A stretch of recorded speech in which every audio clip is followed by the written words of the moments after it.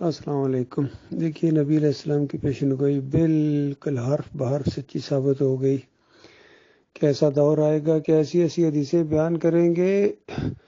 صحابہ کو فرمایا نہ تم نے سنی ہوگی نہ تمہارے باپ دادا نے سنی ہوگی۔ تو آج کس قدر جھوٹی روایتیں اور قصے اور کہانیاں پھیلا دی گئی ہیں، خاص کر صوفیوں نے تو حد کر دی ہے۔ اسی لیے امام مسلم رحمۃ اللہ علیہ نے صحیح مسلم کے مقدمے میں لکھا کہ یہ جو زہاد قسم کے لوگ، صوفی قسم کے لوگ ہیں، یہ حدیث کے معاملے میں اتنے جھوٹے ہیں کہ جھوٹ ان کی زبانوں سے جاری ہو جاتا ہے، اگر ان کا ردہ بھی نہ ہو، بے ساختہ یہ نہیں جاری ہوتا۔ جھوٹے کی یہ خصلت ہوتی ہے کہ بس جھوٹ بولنا اس کی ایک عادت سی بن جاتی ہے۔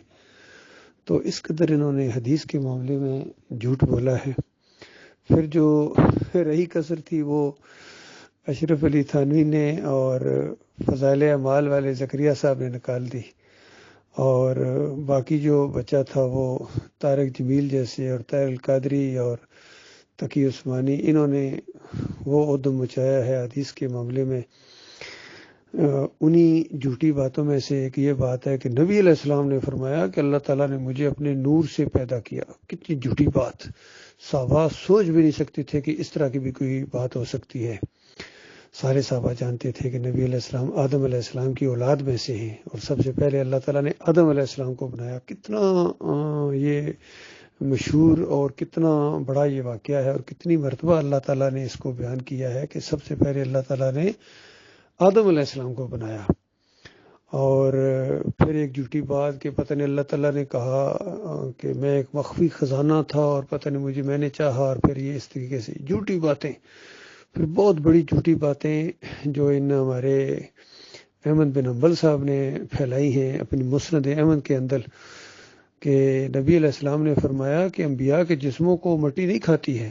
اللہ کی کتاب فرمائے کہ ہر ایک کو مٹی کھاتی ہے، انسان بنا ہی مٹی سے ہونا کوئی توہین ہے۔ سب سے پہلے جس نے مٹی کو حقیر سمجھا وہ ابلیس تھا، اور جو مٹی کو حقیر سمجھا ہے، خاک کو حقیر سمجھتا ہے یا اس میں اپنی گستاخی سمجھتا ہے، مٹی کے ساتھ مٹی ہو جانا، تو ابلیس کے راستے کے اوپر ہے۔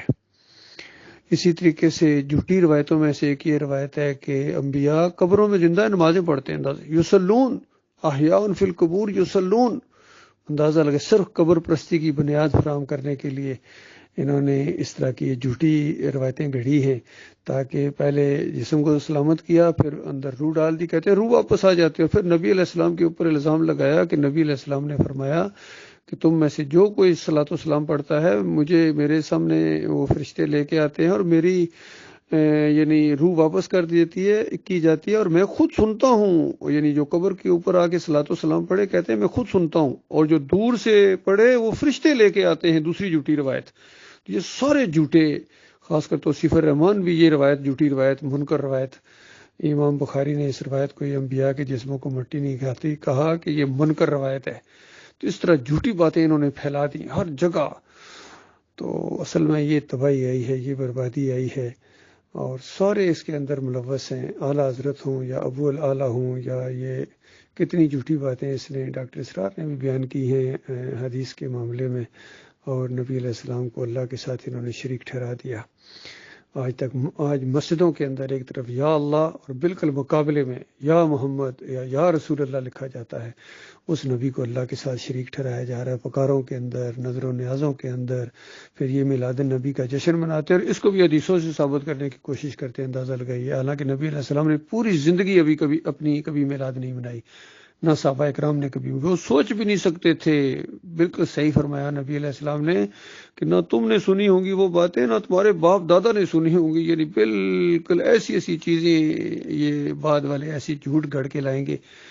انہوں نے پورے دین کو بدل دیا ہے، خاص کر شیعوں نے، رافضیوں نے، اور پھر اس کے بعد اس کا بیڑا اٹھایا آگے اعلیٰ حضرت نے اور بریلویوں نے اور دیوبندیوں نے، اور عقائد علماء دیوبند کے اندر بھی ایسی روایتیں، اور زکریا صاحب نے تبلیغی نصاب کے اندر، فضائل اعمال کے اندر تو جھوٹے قصوں کی برمار کر دی، اتنے شرکی اور جھوٹے قصے اس نے پھیلا دیے۔ اس وجہ سے ہر طرف امت مسلموں کو جو ذلت اور خواری ہے وہ اسی کفر و شرک کی وجہ سے ہے، قبر پرستی کی وجہ سے ہے، پیر پرستی کی وجہ سے ہے، اور یہ جو جمہوریت پرستی، ملک پرستی، ایک سے ایک ان کے اندر شرک آ گیا، جو پچھلی ساری قوموں کے اندر شرک سے وہ گٹھے ہو کے اس امت کے اندر آ گئے۔ اور دیکھیے پہلی جو مشرک قوم گزری ہے زمین کے اوپر، جس میں نوح علیہ السلام مبعوث کیے گئے تھے، اس کے بھی 5 تن پاک تھے۔ سورہ نوح کے اندر ان کے نام آئے ہیں، 5 اولیاء اللہ کو وہ قوم پکارتی تھی، اور بالکل یہ آخری مشرک قوم ہے، ان کے بھی 5 تن پاک ہیں۔ 5 تن پاک، اندازہ لگائیے اس کو۔ یہ جھوٹی روایتوں کے ذریعے طاہر القادری بھی اسی کو بیان کر رہا ہے، طارق جمیل بھی اسی کو بیان کر رہا ہے، اور حتیٰ کہ یہ علی انجینئر بھی اسی کو بیان کر رہا ہے۔ یہ جھوٹی روایتیں پھیلا رہے ہیں کہ نبی علیہ السلام نے فرمایا 5 تن پاک ہیں بس۔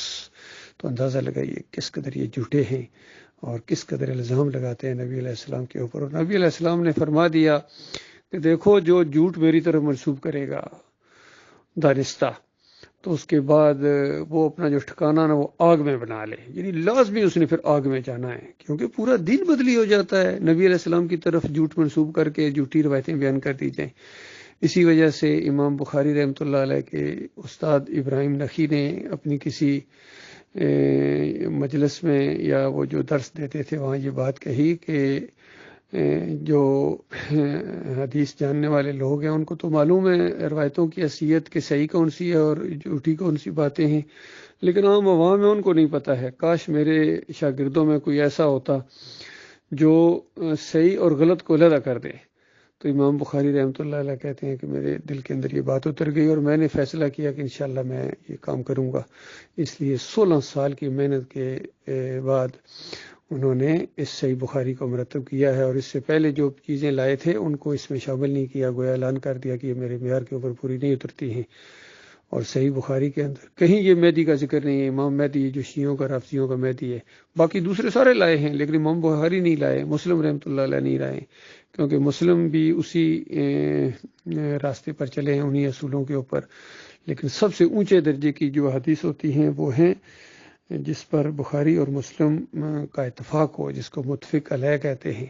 پھر اس کے بعد یعنی سیکنڈ درجہ آتا ہے صحیح بخاری کا، پہلی بخاری اور مسلم جس میں متفق ہیں، دوسری صحیح بخاری، پھر تیسرے درجے پر مسلم، پھر اس کے بعد آگے ہے۔ باقی یہ سیاستہ کا جو نام دیا ہے یہ انہی رافضیوں نے، کوئی حدیث کی اصطلاح نہیں ہے یہ 295 میں یہ ابن ماجہ مرے ہیں اور ان کو بھی اس میں شامل کر دیا گیا، جس کے اندر کتنی منکر روایتیں ہیں، جھوٹی باتیں ہیں۔ تو یہ سارے اس کے اندر لائے ہیں انہوں نے ایسی ایسی روایتیں جس کی وجہ سے جھوٹ پھیلا ہے۔ اور نبی علیہ السلام کی صحیح روایت کے اندر آتا ہے کہ جس نے جھوٹ پھیلایا تو اس کے بعد قیامت تک اس کے ساتھ یہ ہوتا رہے گا، اس کے گال گلوفڑے پھاڑے جائیں گے، کینچی سے کاٹا جائے گا، جھوٹ بولتا تھا، جھوٹی باتیں پھیلا دیتا تھا۔ خاص کر ان صوفیوں نے، محی الدین چشتی، علی اجویری، عبد القادر جیلانی، مجدد الفسانی، امام غزالی اور شاہ ولی اللہ کا پورا خاندان ایک سے ایک جھوٹ بولتے رہے، یقین کیجیے ان کی کتابیں بھری۔ بلکہ شاہ ولی اللہ تو کہتے ہیں میں نے کتنی حدیثیں ہیں وہ نبی علیہ السلام سے براہ راست سنی ہیں، پتہ نہیں خواب کے اندر یہ کیسے اس طرح راوی ہیں، یہ خود اپنے جھوٹ اندازہ لگائی، اس سے بڑا کوئی جھوٹ ہو سکتا ہے؟ اللہ تعالیٰ ان کے فریب سے انسانیت کو بچائے۔